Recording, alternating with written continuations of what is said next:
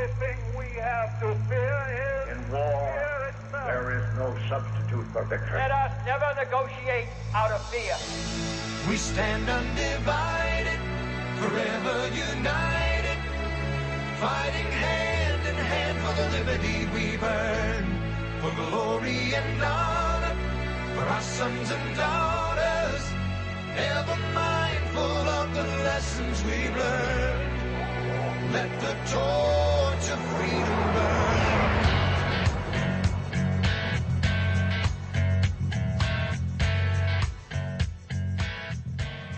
President Calvin Coolidge said, "The more I study the Constitution, the more I realize that no other document devised by the hand of man has brought so much progress and happiness to humanity. To live under the American Constitution is the greatest political privilege that was ever accorded to the human race." That it is. Welcome to the intersection of faith and politics. WallBuilders Live with David Barton and Rick Green. Today we've got Foundations of Freedom Thursday, so we're diving into those principles that made America great, and we're jumping into your questions as well. You can send them in to us at radio@wallbuilders.com. We got several we're going to get to today.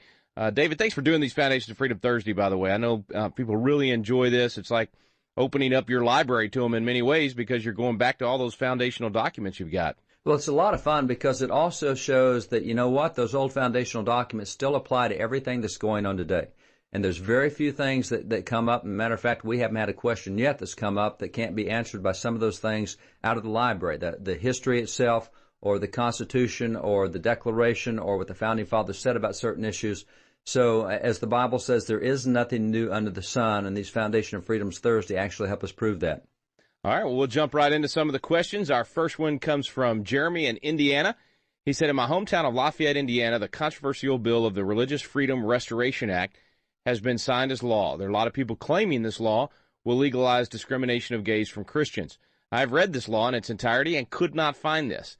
Can you guys at WallBuilders explain what the law is, what it does, and how it affirms the religious freedom already given to us in the Northwest Ordinance during one of your future podcasts? Thanks. So, great question, David. In fact, we're getting several on this. We've gotten several posts on Facebook asking about this Religious Freedom Restoration Act. Everybody's saying, I hear the media saying that this discriminates, but I'm actually reading the law, and there's nothing in there that allows for, quote unquote, discrimination. You know, let me take what Jeremy said there, because he says, I'm hearing and it's being reported, the media says, and he went and read the bill. Shout out to Jeremy for actually doing that, man. That is so cool that he didn't just believe what the media said, and lo and behold, he couldn't find it. I wonder why he couldn't find it, because it does not exist. The RFRA, the Religious Freedom Restoration Act, passed in Indiana, has already been passed in 18 other states. Indiana's the 19th state. It was passed at the federal level in 1996, signed by President Bill Clinton with strong bipartisan support, both parties behind it. The Religious Freedom Restoration Act was to correct something the Supreme Court did. The Supreme Court came down in a case called Oregon v. Smith Employment Commission, and they said, you can violate someone's religious freedom. And they didn't give enough protections, and I think at that time it dealt with smoking drugs or something else, and he claimed that was his religion. So they said, you can regulate those drugs, and even if he claims it's religion, you can violate his religious expression. And the Congress said, whoa. You can't just violate someone's religious expression, even though this one dealt with the smoking of drugs. As I recall that case, even though this one dealt with smoking of drugs, there's a lot of other things that could come under this decision. And so Congress went back in and cleaned it up and said, look, you can only violate someone's religious freedom if there is a compelling government interest. You have to show clearly that it hurts the government unless you stop this. And you also have to use the less intrusive means. In other words, if you find an ant colony in your front yard, you don't call in a nuclear strike to kill the ant colony. You use the least intrusive means of solving that problem. And so that's the Religious Freedom Restoration Act. It took us back to where we had been for essentially 200 years under the Constitution, and said you do have a right to exercise your freedom of religion. So what happened is several states passed that. The feds have passed it. Several states have passed it to clarify things. And now we're seeing that people are being denied their free exercise of religion when it affects their conscience. In other words, you can't believe certain things. You can't believe that this is wrong for me to be involved in a homosexual wedding. It goes against my faith. You're trying to force me to be a photographer in one, and I don't want to do that. It's my business. I have the right to choose, and my faith tells me I cannot do this. That's freedom of religion, that you have a right to express your faith. That's why from the very beginning, back in 1640, and some of the first laws ever passed in America, they started with the protection of conscience, because that is the essence of your religion. What you believe, your conscience is what you believe and therefore what you do. That is the essence of your religion. That's what has to be protected. So the Religious Freedom Restoration Act is not a discrimination bill. It is a protection bill of the actual rights guaranteed in the First Amendment.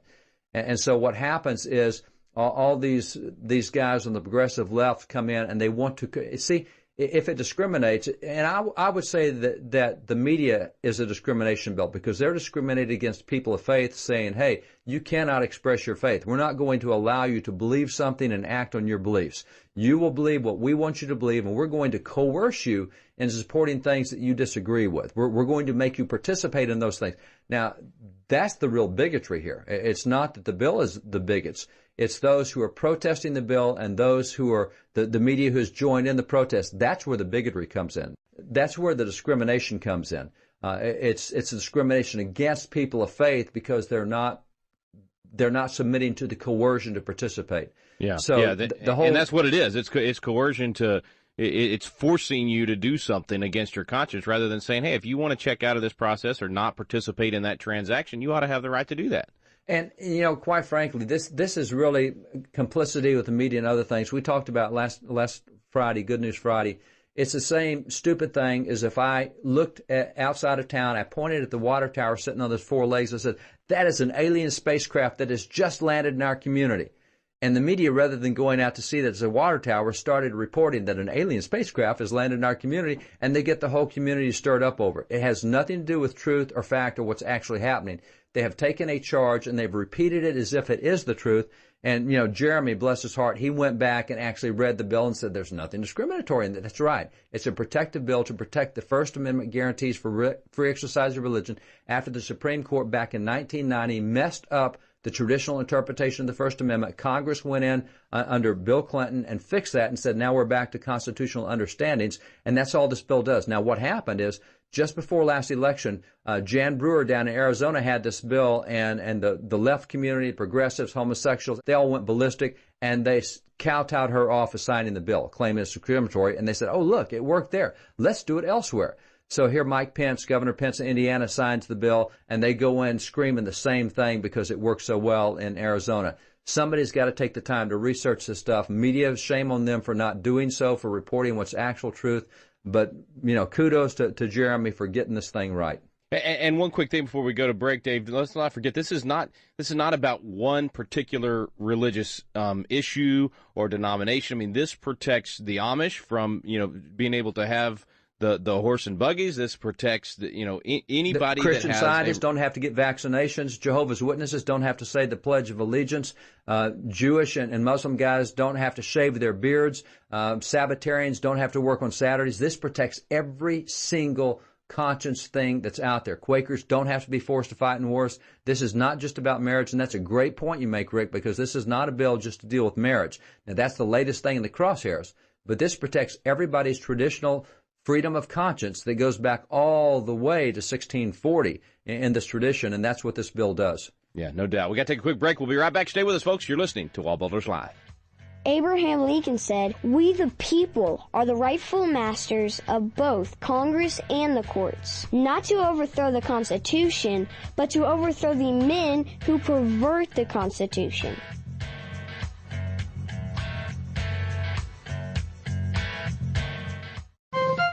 This is David Barton with another moment from America's history. In the minds of many today, government is a purely secular institution and is not in any way to be joined to religious principles. The result is that too often our public policies are now enacted without any consideration of their spiritual consequences. However, the Founding Fathers believed that even a political act should always be examined from a spiritual viewpoint. For example, in his inaugural address, President George Washington declared, "We ought to be persuaded that the favorable smiles of heaven can never be expected on a nation that disregards the eternal rules of order and right which heaven itself has ordained." President George Washington believed that the blessings of heaven would reside on this nation only so long as its national policies embraced godly standards. For more information on God's hand in American history, contact WallBuilders at 1-800-8-REBUILD. Let the torch of freedom burn.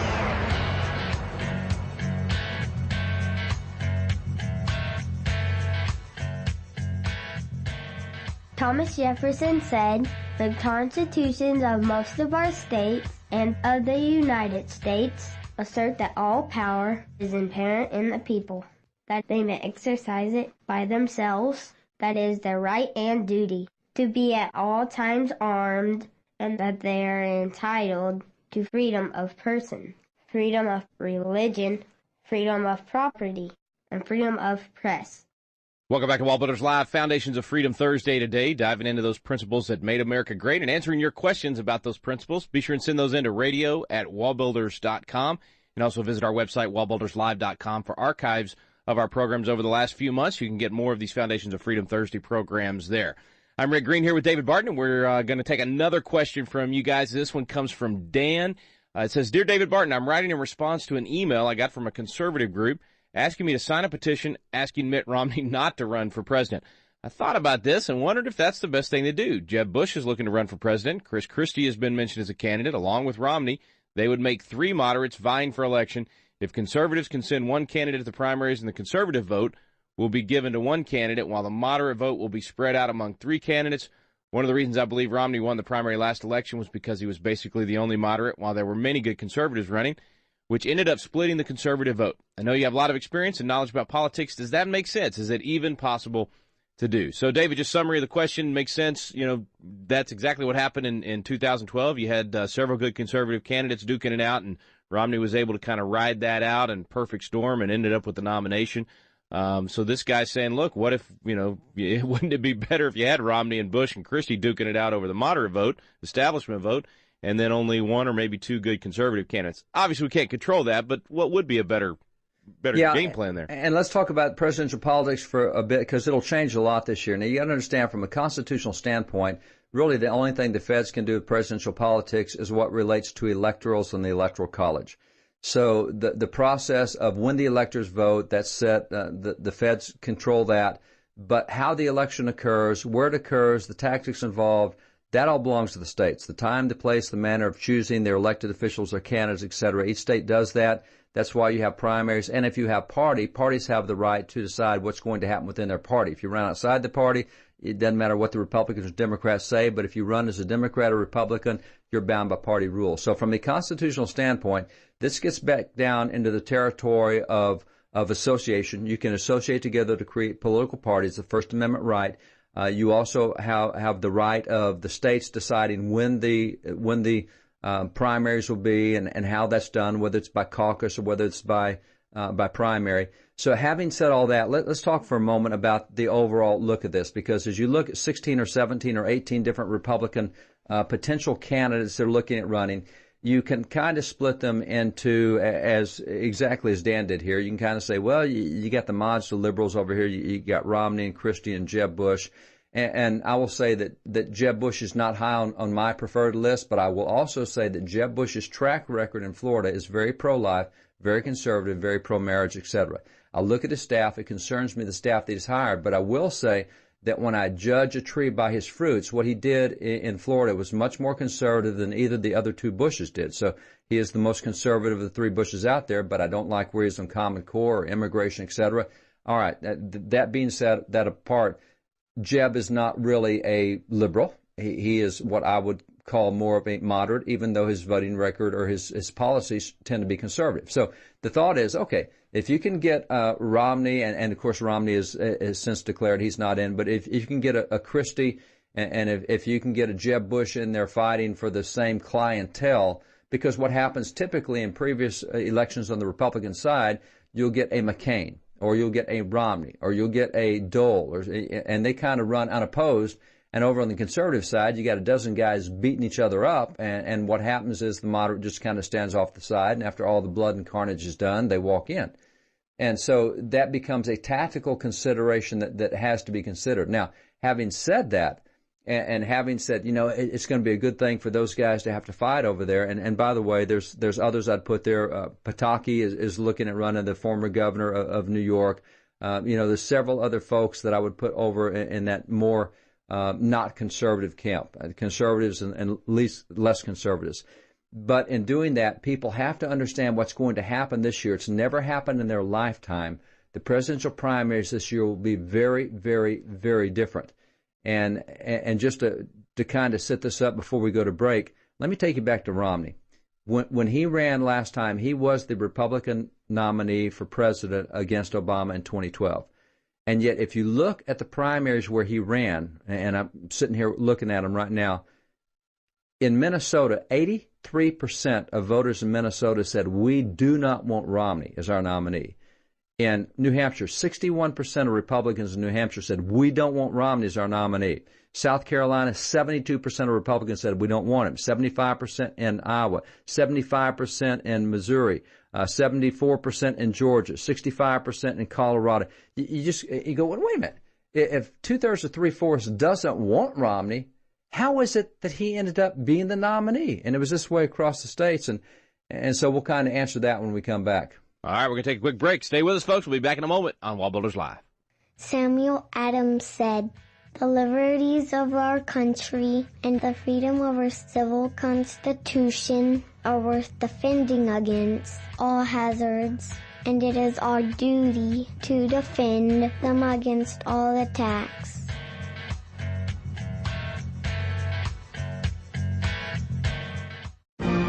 Have you noticed the vacuum of leadership in America? We're looking around for leaders of principle to step up, and too often, no one is there. God is raising up a generation of young leaders with a passion for impacting the world around them. They're crying out for the mentorship and leadership training they need. Patriot Academy was created to meet that need. Patriot Academy graduates now serve in state capitals around America, in the halls of Congress, in business, in the film industry, in the pulpit, and every area of the culture. They're leading effectively and impacting the world around them. Patriot Academy is now expanding across the nation, and now's your chance to experience this life-changing week that trains champions to change the world. Visit patriotacademy.com for dates and locations. Our core program is still for young leaders 16 to 25 years old, but we also now have a citizen track for adults. So visit the website today to learn more. Help us fill the void of leadership in America. Join us in training champions to change the world at patriotacademy.com. Let the torch of freedom burn.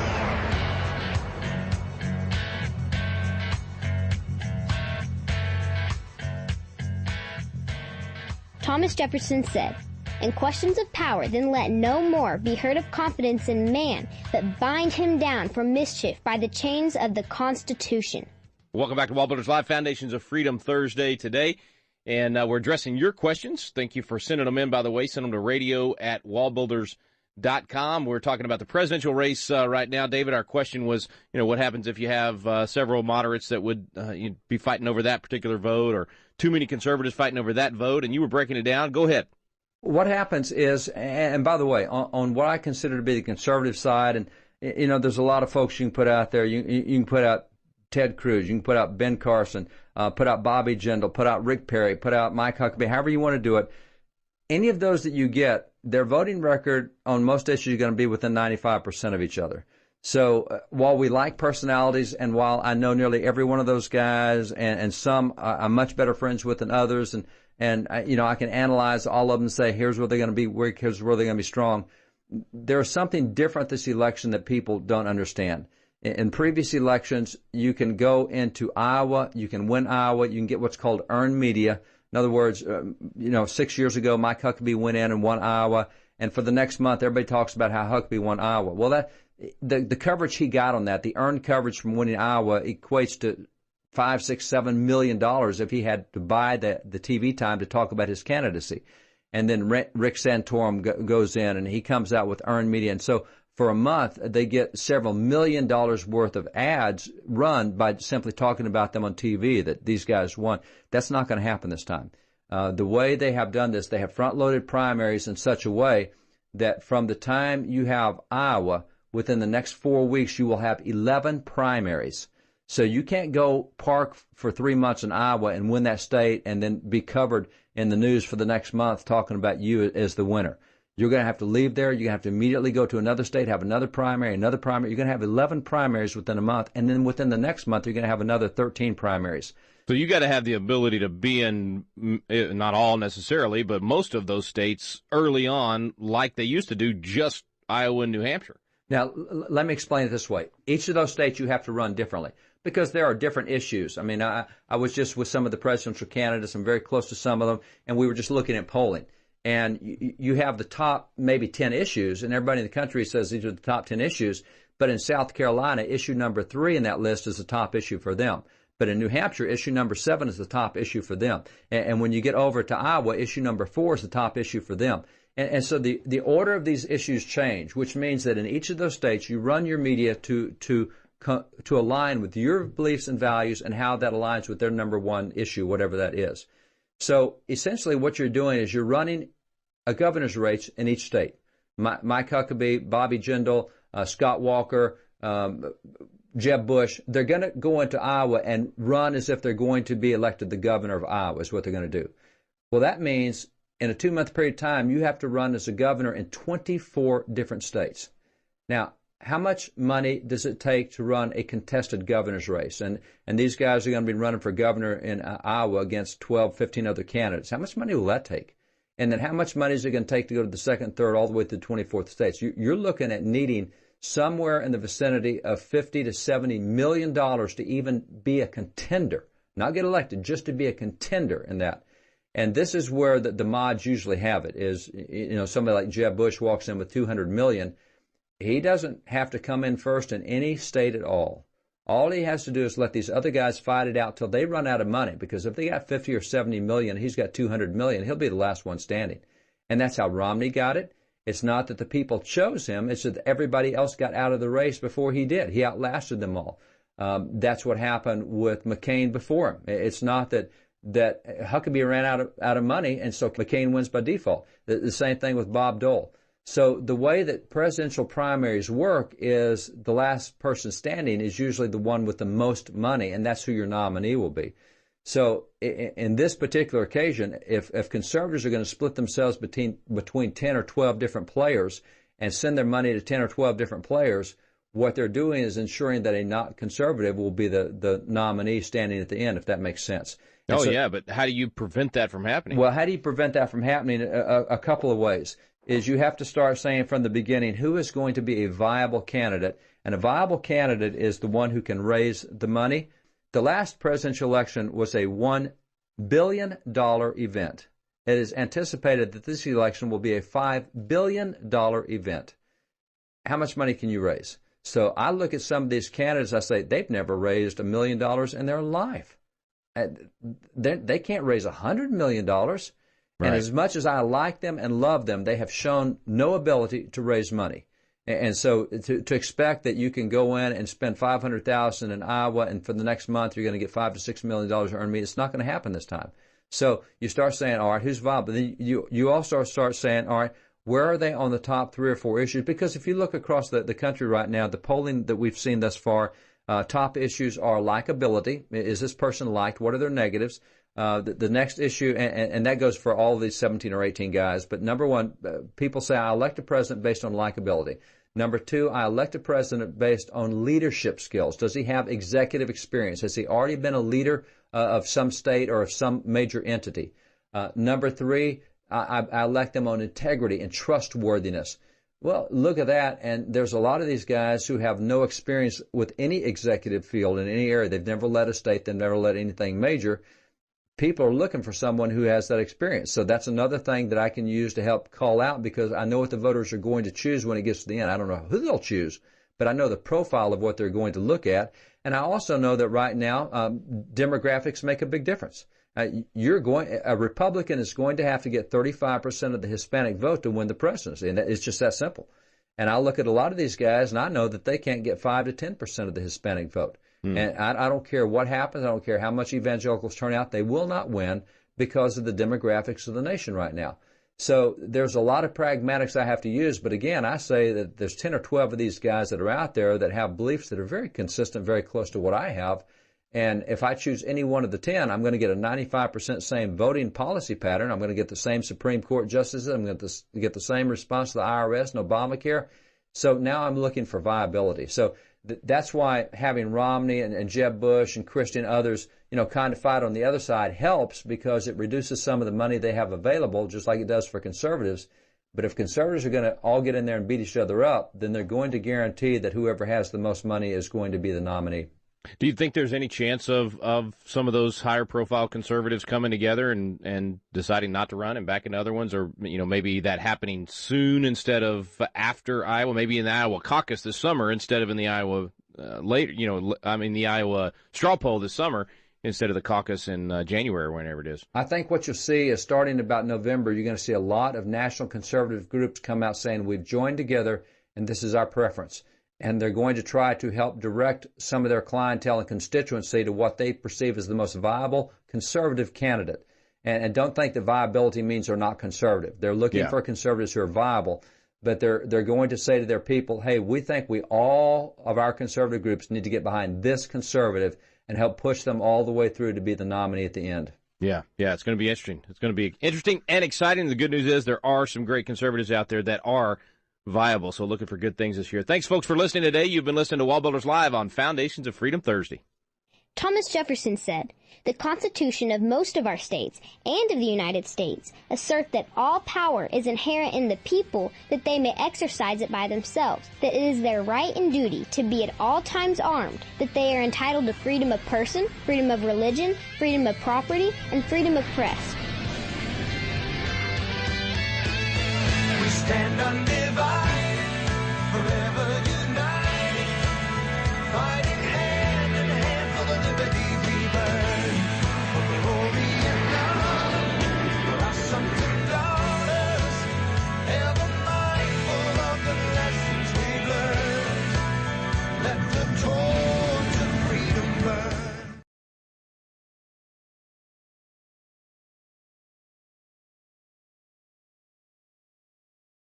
This Religious Freedom Restoration Act.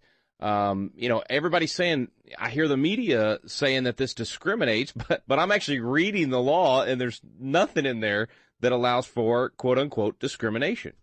Let me take what Jeremy said there, because he says, I'm hearing and it's being reported, and the media says, and he went and read the bill. Shout out to Jeremy for actually doing that, man. That is so cool that he didn't just believe what the media said, and lo and behold, he couldn't find it. I wonder why he couldn't find it, because it does not exist. The RFRA, the Religious Freedom Restoration Act, passed in Indiana, has already been passed in 18 other states. Indiana's the 19th state. It was passed at the federal level in 1996, signed by President Bill Clinton with strong bipartisan support, both parties behind. The only thing we have to fear is In war, fear itself. there is no substitute for victory. Let us never negotiate out of fear. We stand undivided, forever united, fighting hand in hand for the liberty we burn, for glory and honor, for our sons and daughters, ever mindful of the lessons we've learned. Let the torch of freedom burn.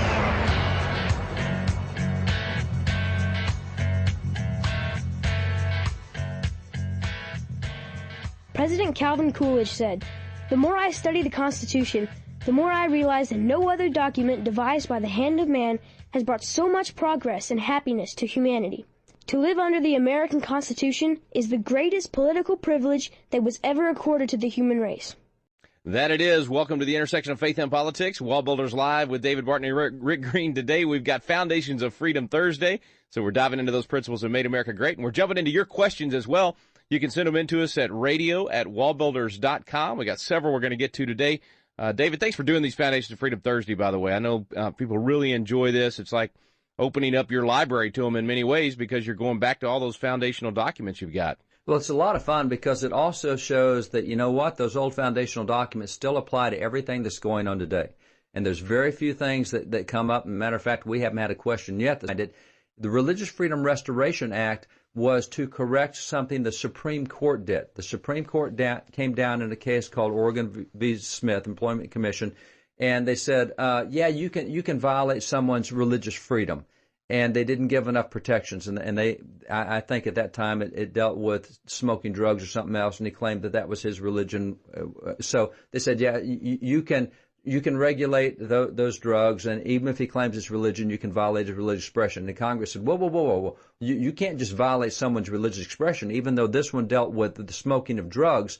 As I recall that case, even though this one dealt with smoking of drugs, there's a lot of other things that could come under this decision. And so Congress went back in and cleaned it up and said, look, you can only violate someone's religious freedom come up that can't be answered by some of those things out of the library, the history itself, or the Constitution, or the Declaration, or what the Founding Fathers said about certain issues. So as the Bible says, there is nothing new under the sun, and these Foundation of Freedoms Thursday actually help us prove that. All right, well, we'll jump right into some of the questions. Our first one comes from Jeremy in Indiana. He said, in my hometown of Lafayette, Indiana, the controversial bill of the Religious Freedom Restoration Act has been signed as law. There are a lot of people claiming this law will legalize discrimination of gays from Christians. I've read this law in its entirety and could not find this. Can you guys at WallBuilders explain what the law is, what it does, and how it affirms the religious freedom already given to us in the Northwest Ordinance during one of your future podcasts? Thanks. So great question, David. In fact, we're getting several on this. We've gotten several posts on Facebook asking about this